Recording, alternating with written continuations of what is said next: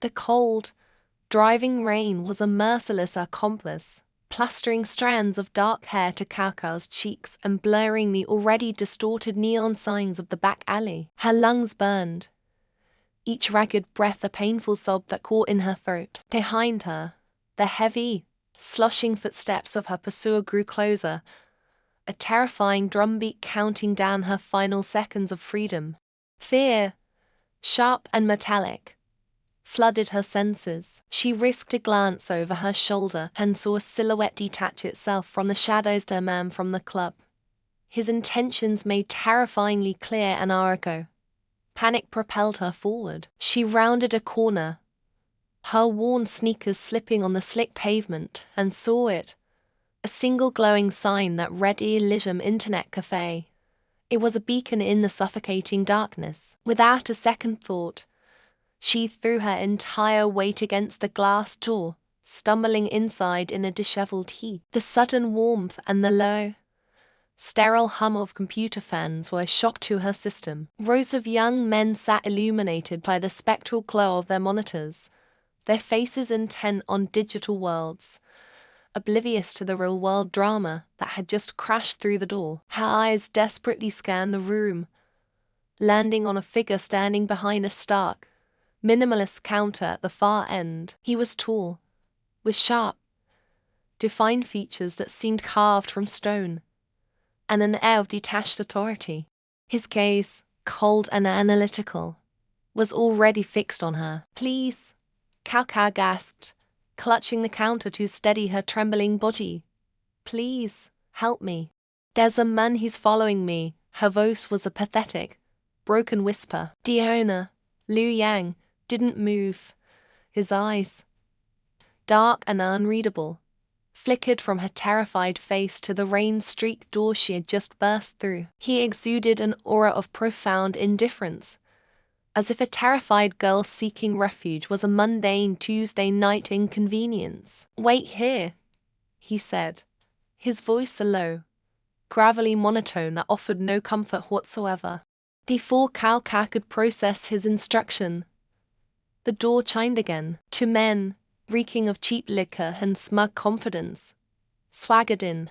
The leader, the one who had been chasing her, grinned, revealing a row of stained teeth. "There you are, little bird. Thought you could fly away."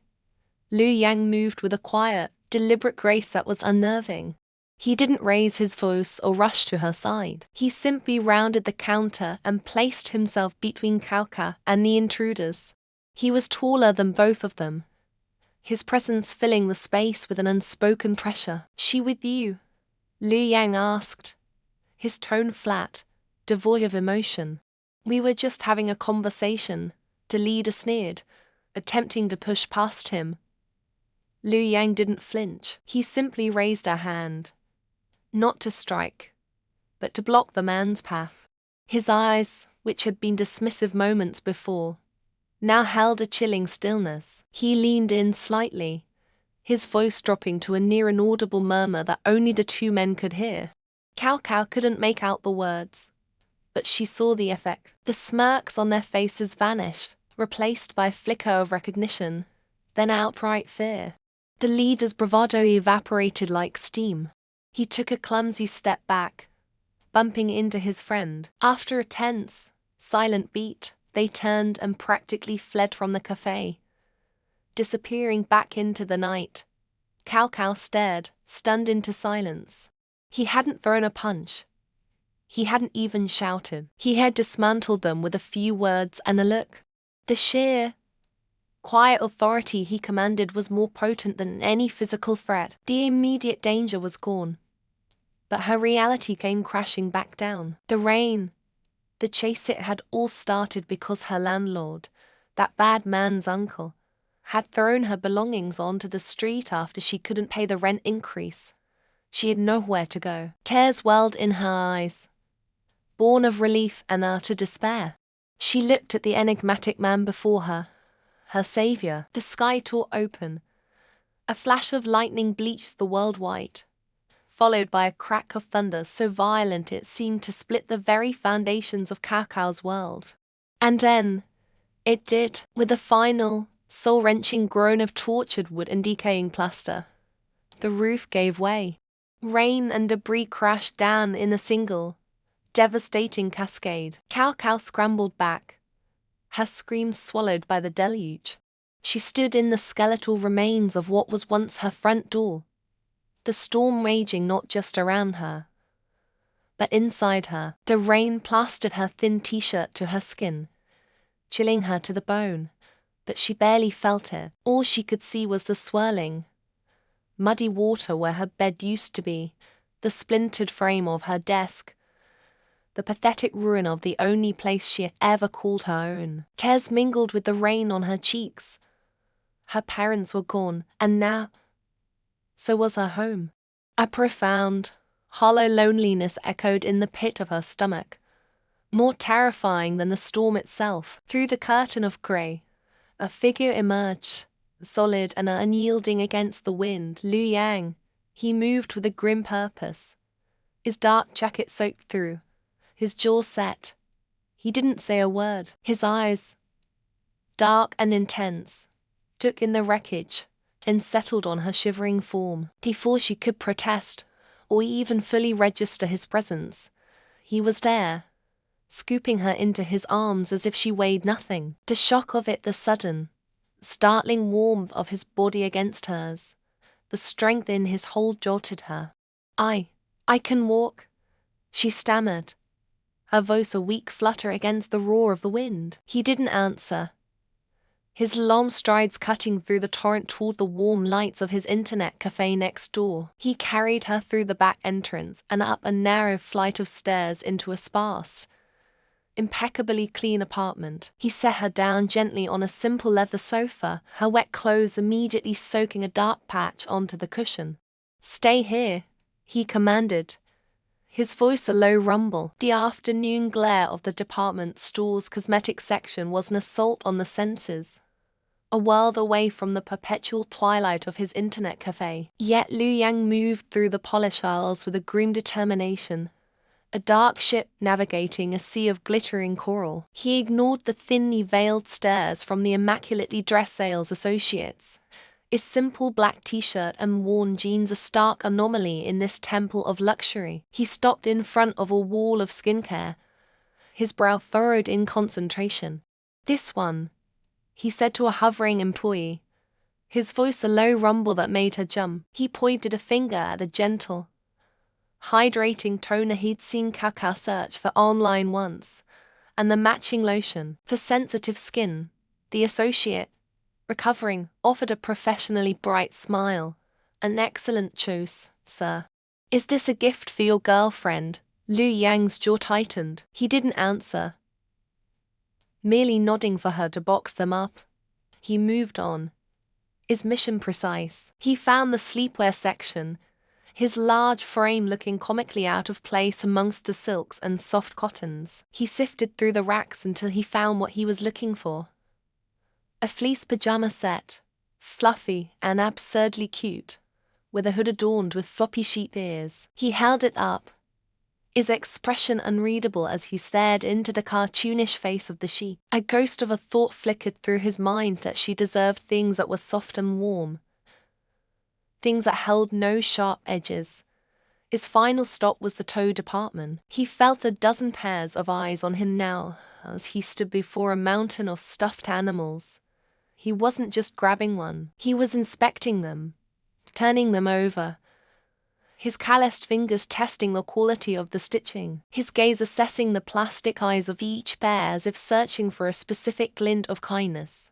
He finally settled on a giant, honey-colored bear, nearly as tall as Cao herself. He hoisted it over his shoulder like a sack of rice and marched toward the checkout, leaving a wake of bewildered silence. Back at the apartment above the internet cafe, the air was thick with the one-sided venom of a phone call. Cao sat huddled on the sofa, the phone pressed hard against her ear. "I'm just saying, Cao, you need to think about your future." Her mother's voice crackled, sharp and insistent. "He's an internet cafe technician. What kind of life is that? You have a stable job at the bank waiting for you. Don't throw that away for some ruffian He's not a ruffian, Mum. Yao Yao saw him the other day. Her mother continued, ignoring her protests. She said he looked like he'd just gotten into a fight. Is that the kind of man you want to be associated with? What will people say? Cao Cao squeezed her eyes shut, the familiar shame calling in her stomach. The sound of the door opening made her flinch. Liu Yang entered, his arms laden with shopping bags, a giant bear perched precariously on top. He saw her on the phone, saw the miserable tension in her shoulders, and simply began unloading his haul onto the floor without a word. I have to go, Mum, Cao Cao mumbled, quickly ending the call. The silence that followed was heavy. Liu Yang nudged her back toward her with his foot. Your face was looking dry, he grunted, avoiding her eyes as he started putting away the groceries he'd also bought. He gestured to the fleece bundle. The air conditioning gets cold at night. They call this one a poopy head sheep. The name was so ridiculous, so unexpectedly silly coming from his stern lips, that a small, watery laugh escaped her. He pulled out the skincare set, placing it neatly on the coffee table. And then, he dragged the enormous bear over and sat it on the sofa next to her. Its vacant, glassy eyes stared ahead. It was a silent, plush guardian. Cao Cao looked from the gentle toner to the foolishly adorable pajamas, to the colossal bear that was an embodiment of pure, uncomplicated comfort. She thought of her mother's slicing words, of Yao Yao's feigned concern, of the constant pressure to be someone she wasn't, to want things she didn't. Her family offered criticism disguised as care. Liu Yang offered silent, tangible acts of it. He saw that her skin was dry, that she got cold at night, that she might need something to hug when the world felt too heavy. He didn't speak of the future or status. He simply addressed the needs of her present. The contrast was a physical blow, knocking the breath from her lungs and replacing it with a profound, aching warmth. Later that night, the hum of the servers below was a familiar lullaby. Liu Yang had been pushing himself, overseeing the renovations for the new games shop, and had collapsed onto the sofa, falling into a deep, exhausted sleep. Seeing him there, sprawled out and vulnerable without his usual guarded posture, Cao Cao felt a pang of worrying. He had kicked off the blanket, and a feverish sheen glistened on his skin in the dim glow of a single lamp. She tiptoed over with a cool, damp cloth and some fever medicine. As she leaned over him, her foot caught on the edge of a rug. She stumbled, her hand flying out to catch herself, landing squarely on his bare chest. Her breath hitched. It wasn't the sudden, intimate contact that shocked her, but what she saw. A constellation of scars mapped the skin beneath her palm. Some were thin, faded silver lines. Others were puckered and jagged, angry reminders of her old violence. They traversed his torso, a brutal history written on his body. His eyes shot open. He didn't shout, but a wave of pure, reflexive shame washed over his face. He jerked upright, pulling his t-shirt down as if to hide the evidence. Sorry. Did I know? Cao Cao said, her voice surprisingly steady. She met his guarded gaze, her own filled not with fear or disgust, but with a quiet, somber understanding. They don't scare me. She sat on the floor in front of him, her voice dropping to a whisper. Every scar has its own story. The raw vulnerability in the room was suffocating. Tess pricked at her eyes, not for his past, but for her present clumsiness. I'm sorry, she whispered, the words tumbling out in a rush of self-deprecation. I'm always messing things up. I'm clumsy, I break things. I can't even cook properly, I'm just a burden. Making your life chaotic. Liu Yang stared at her, the defensiveness in his posture slowly melting away, replaced by a deep, weary gentleness. He reached out, his hand hovering for a moment before he gently brushed a stray tear from her cheek. You're not a burden, he said, his voice low and firm, cutting through her litany of perceived flaws. And you're not clumsy with the things that matter. He paused, his gaze unwavering. I've seen your sketchbooks, Cao. You see things other people don't. You create things. He leaned forward slightly, a new energy in his eyes. The new shop, it needs life. The walls are just plain white. It's dead. He looked from her eyes to her hands, the hands she called clumsy. I can handle the wires, the computers, the heavy lifting. That's my work. But the art, that has to be you. He proposed it not as a favor, but as a partnership. Paint for me. Paint murals on the walls. Whatever you want. The offer hung in the air between them, a testament, a validation. He wasn't just giving her shelter. He was giving her a canvas. He was seeing a talent she had begun to believe was worthless and telling her it had a place in his world. A real smile, bright and certain, finally broke through her clouds of self-doubt. She looked at him, at the man with a scarred chest and a surprisingly tender heart, and saw not a ruffian, but a sanctuary. Okay, she said, her voice clear and strong. I'll do it. The morning light, soft and grey, filtered through the blinds of an unfamiliar room, casting stripes across a Spartan, masculine space. Cao sat up, the thick duvet pooling around her waist. The scent of sandalwood and clean linen Liang scent clung to the fabric, a silent testament to a night spent in safety after the chaos of her world falling apart. A low murmur from the other room drew her out of bed. She found him in the kitchen, a hulking silhouette against the window, his broad back to her as he methodically poured hot water over coffee grounds. He wore a simple grey t-shirt that stretched across his shoulders, the muscles in his back shifting with the simple motion. He hadn't heard her approach. For a moment, she just watched him. This gruff, intimidating man who ran an internet cafe and had carried her from the wreckage of her life like she weighed nothing at all. He turned, and his perpetually serious expression softened almost imperceptibly upon seeing her. He gestured with his chin toward a paper bag on the small dining table. For you, he said, his voice a low rumble that seemed to vibrate in the quiet apartment. Cao approached cautiously. Inside the bag was an assortment of items that made a blush creep up her neck. Several packs of high-end sanitary pads, a bottle of gentle face wash, a new toothbrush, and a small tube of moisturizer. Her eyes widened.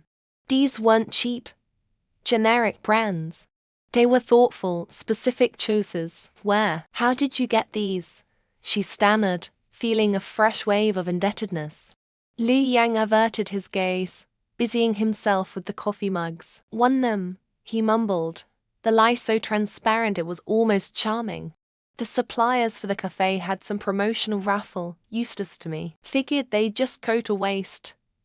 Cao looked from the expensive packaging back to his averted face. A raffle, of course. A raffle that happened to contain the exact brand of face wash her friend had once recommended. The kind she'd only ever window shopped for. She saw through the flimsy excuse instantly.